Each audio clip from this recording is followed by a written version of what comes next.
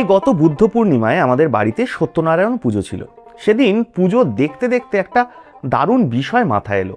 এই যে আমাদের হিন্দুদের দেবতা মানে সত্যনারায়ণ, ইনি তো কেবলমাত্র হিন্দুদের দেবতা নন, এর তো আরও একটা আইডেন্টিটি আছে। ইনি মুসলমানদেরও দেবতা, বা বলা ভালো মুসলমানদের পীর।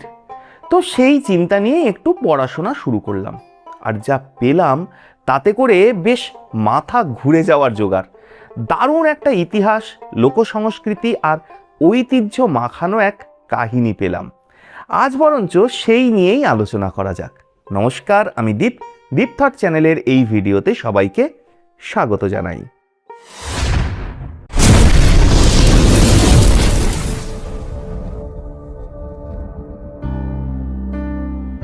বাংলার মাটিতে এমন একটা বিশ্বাস আছে যেখানে ধর্মের লাইনটা হঠাৎ করেই যেন একটু ব্লার হয়ে যায়, যেখানে ঈশ্বর আর পীর এই দুটো আলাদা শব্দ হলেও বিশ্বাসটা গিয়ে মিশে যায় এক জায়গায়, আর সেই বিশ্বাসের নাম সত্যপীর।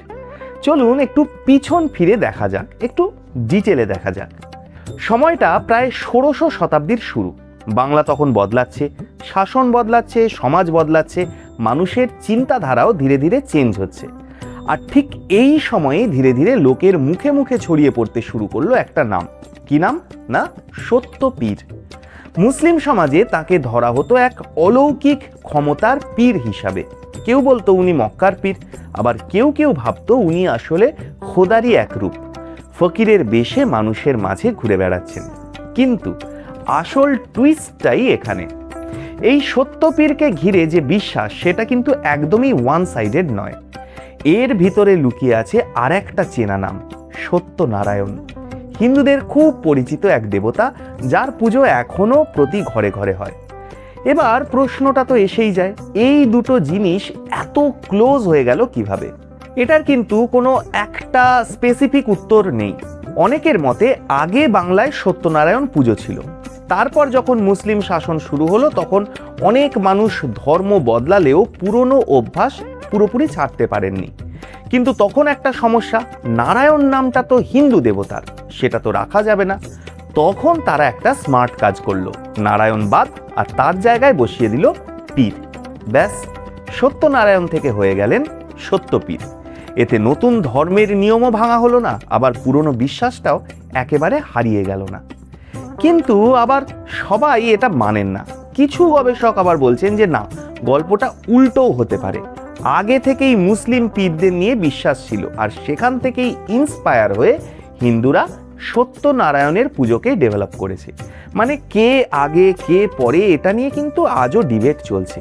আর এখানেই বিষয়টা আরও ইন্টারেস্টিং হয়ে যায়, কারণ বাংলার মানুষ তখন অনেক দিন ধরেই একসঙ্গে থাকছিল, একই গ্রামে, একই পরিবেশে, একই রকম জীবনে।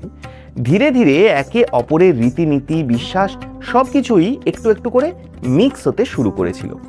ঘরের ভিতরেও ঢুকে গিয়েছিল এই মিক্সচার, বিয়ে, আচার, ছোট ছোট বিশ্বাস, সমস্ত কিছু।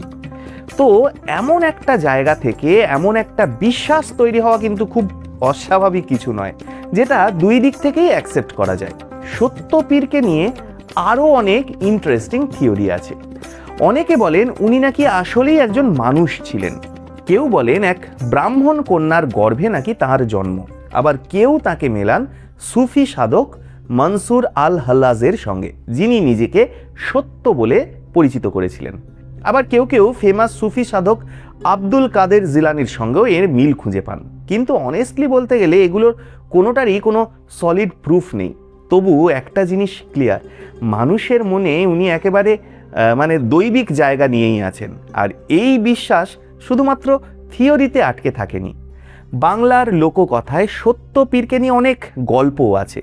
কাঠুরিয়া, সদাগর, লালমোহন, এক একটা গল্পে এক এক রকম ঘটনা, কিন্তু কোর আইডিয়া কিন্তু একটাই, ভক্তি আর ভরসা। এবার সব থেকে ইম্পর্টেন্ট পার্টটা বলি, সত্যপীর আর সত্যনারায়ণের পুজোর মধ্যে যে মিল, সেটা কিন্তু একবারে বিস্ময় জাগিয়ে দেয়।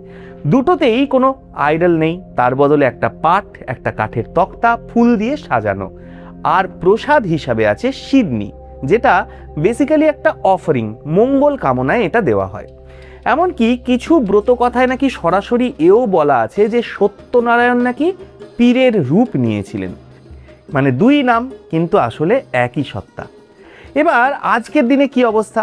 হিন্দুদের মধ্যে সত্যনারায়ণ পুজো তো এখনো খুবই কমন, এই যেমন আমাদের বাড়িতেও হলো কিছুদিন আগে। কিন্তু মুসলমান সমাজে সত্য পীরের পুজো কিন্তু এখন তেমন একটা দেখা যায় না। কিছু জায়গায় আছে খুব অল্পভাবে, তবুও পুরোপুরি হারিয়ে যায়নি। কারণ এটা কোনো ধর্মীয় ব্যাপার নয়, এটা একটা সময়ের গল্প। একটা সময়ে যখন মানুষ আলাদা হয়ে নয়, একসঙ্গে থেকে নিজেদের বিশ্বাস তৈরি করত।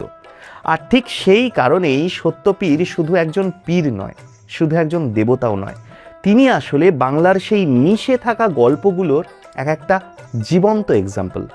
আর এই মিলেমিশে থাকাটাই বাংলার আসল সংস্কৃতি, ভাগ হয়ে যাওয়াটা নয়।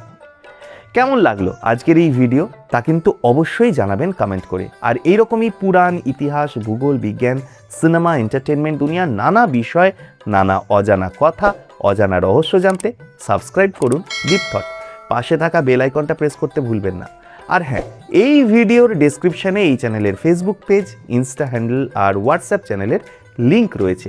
প্রত্যেক ভিডিওর আপডেট সবার আগে পেতে ফলো করে রাখবেন ফেসবুক আর ইনস্টা, আর জয়েন হয়ে থাকবেন হোয়াটসঅ্যাপ চ্যানেলে। আর প্রত্যেক রবিবার সন্ধ্যে ঠিক 7টায় চোখ রাখুন কেবলমাত্র ডিপ থটে।